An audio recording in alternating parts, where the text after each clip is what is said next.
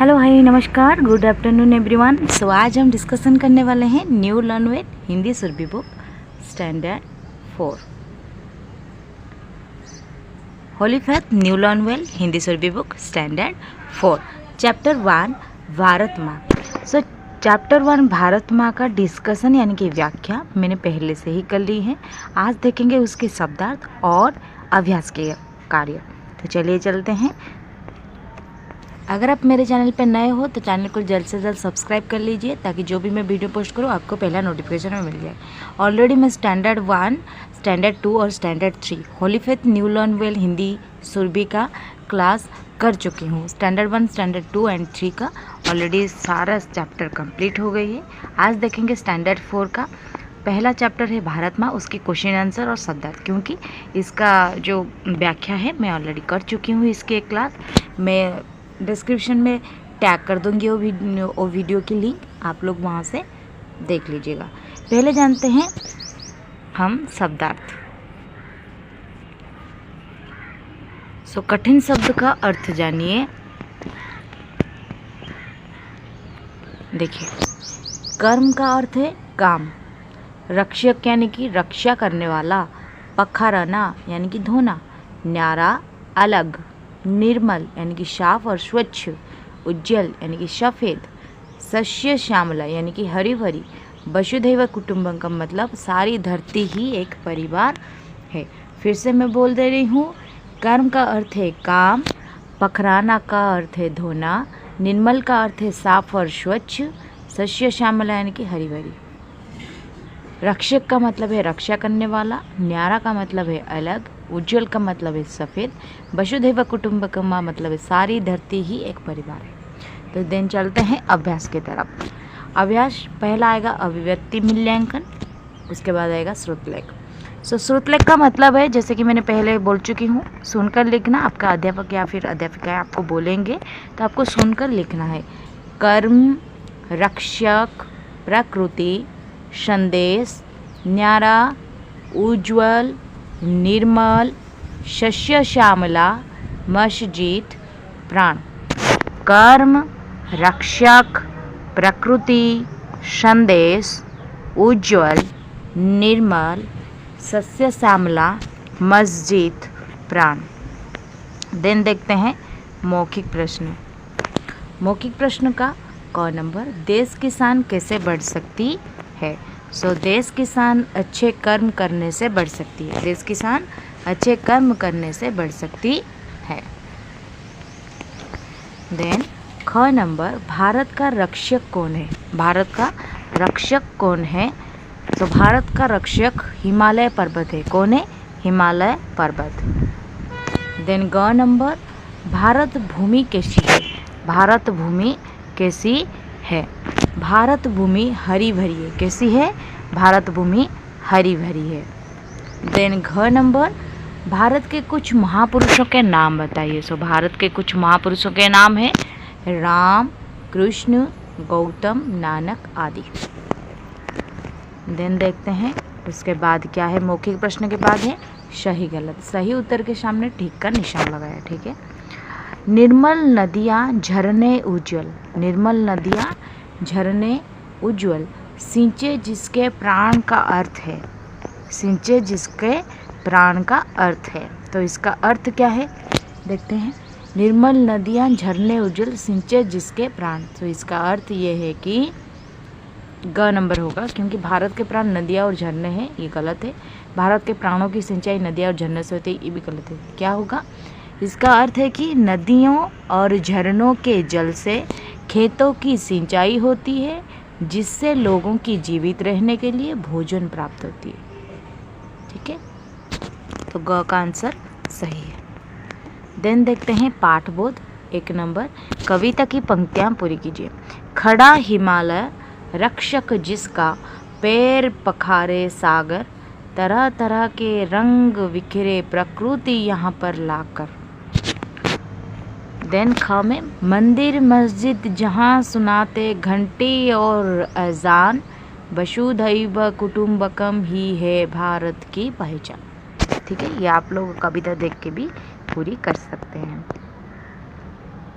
तो ये गई कविता की पंक्ति, आप पूरी कीजिए। देन आएगा 2 नंबर, सही उत्तर के सामने ठीक का निशान लगाए। तो सिर्फ सही उत्तर के सामने हमें निशान लगानी है। सो क नंबर, मिलकर गाना गाने से भारत की शान बढ़ेगी। गलत, तो ये सही नहीं है, तो हम टिक का निशान नहीं लगाएंगे। ख में, भारत में प्रकृति की विविध रंग दिखाई देती है। सही है, तो सही का निशान लगाई हूँ, आप लोग भी लगा दीजिए। भारत भूमि हरी भरी है, ये सही है, इसीलिए निशान लगाए हूँ, आप भी लगा लीजिए। देन घ नंबर, भारत पूरी दुनिया को अपना परिवार समझता है, ये भी सही है। देन वह सभी भारतवासी अलग अलग है, ये गलत है, तो इसीलिए मैंने यहाँ पर टिक का निशान नहीं लगाई, तो आप भी मत लगाना। देन 3 नंबर, नीचे दिए गए प्रश्नों के उत्तर लिखिए। क, हम भारत की शान कैसे बढ़ा सकते हैं?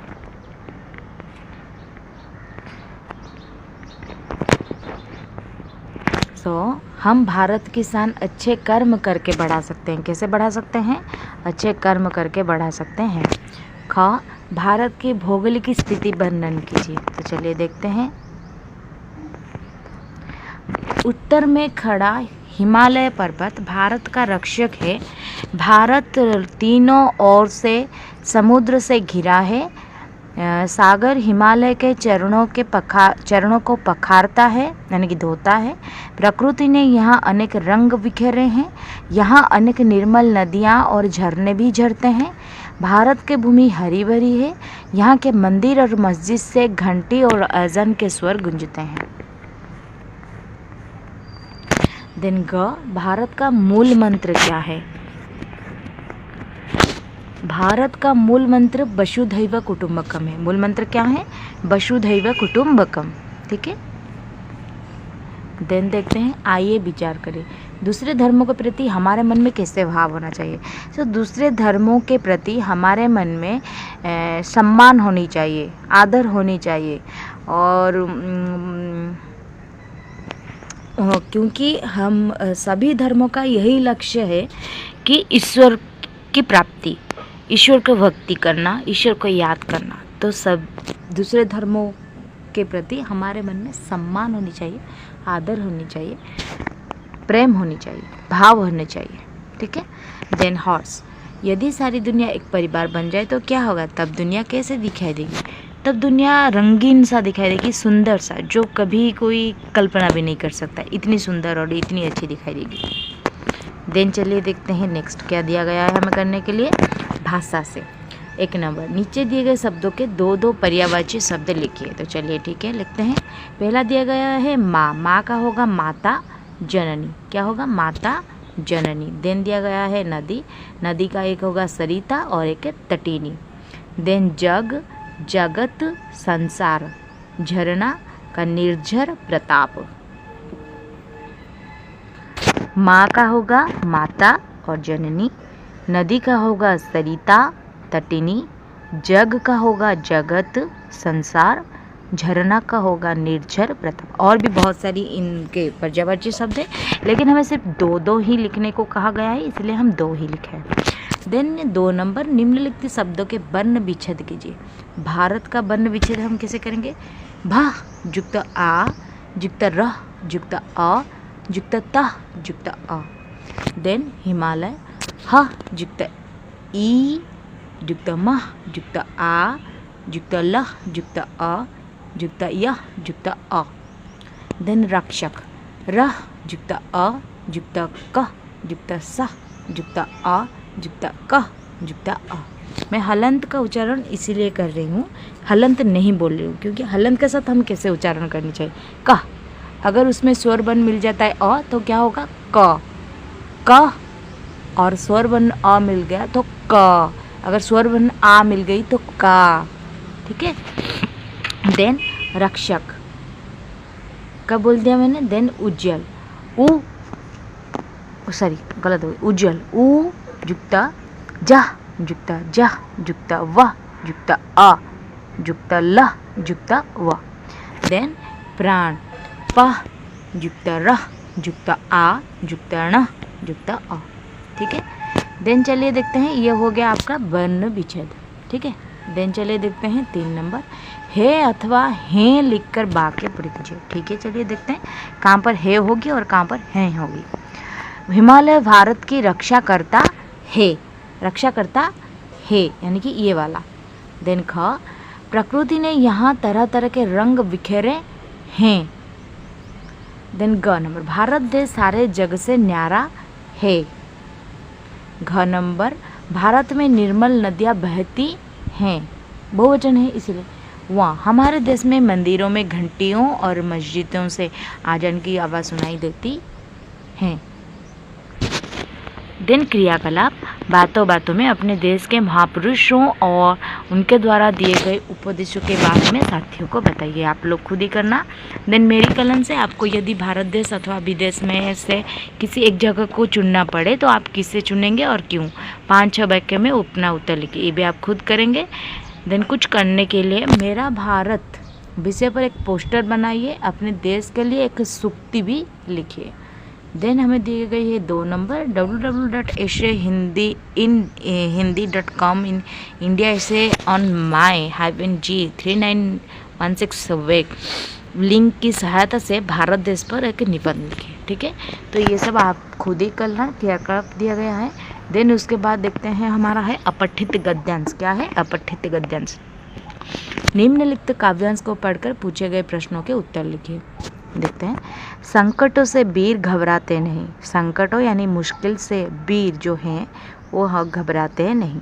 संकट को देखकर छिप जाते नहीं, वो मुश्किलों देखकर छिपते नहीं है। लग गए जिस काम में पूरा क्या काम करके वे कभी पछताते नहीं। जिस काम में वो लग जाते हैं वो काम पूरे किए बिना छोड़ते नहीं है, और वो काम करने के बाद भी वो कभी पछताए नहीं है।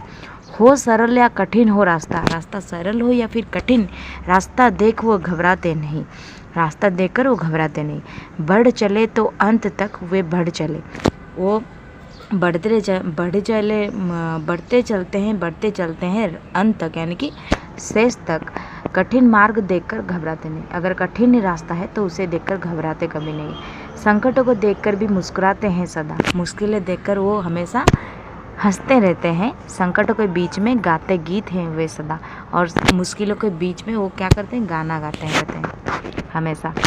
क्वेश्चन ये है कि 1 नंबर, वीर पुरुष किससे नहीं घबराते? वीर पुरुष संकट या फिर मुश्किलों से नहीं घबराते। किससे नहीं घबराते? संकट और मुश्किलों से। 2 नंबर, कठिन रास्ते देखकर भी वीर पुरुष कैसा व्यवहार करते हैं? कठिन रास्ते देखकर भी वीर पुरुष मुस्कुराते हुए गाना गाते हुए चलते हैं, मुस्कुराते हुए गाना गाते हुए चलते हैं। 3 नंबर, वीर पुरुष में क्या क्या विशेषताएं होती है? साहस, निडर, निस्वार्थता, कठिनाइयों का सामना करने वाला क्षमता। ठीक है। देन 4 नंबर, डर शब्द का पर्यायवाची शब्द भय और खौफ। तो यही तक था चैप्टर 1 का क्वेश्चन आंसर और शब्दार्थ। अगले वीडियो में मिलते हैं नए चैप्टर के साथ, तब तक के लिए रखती हूँ।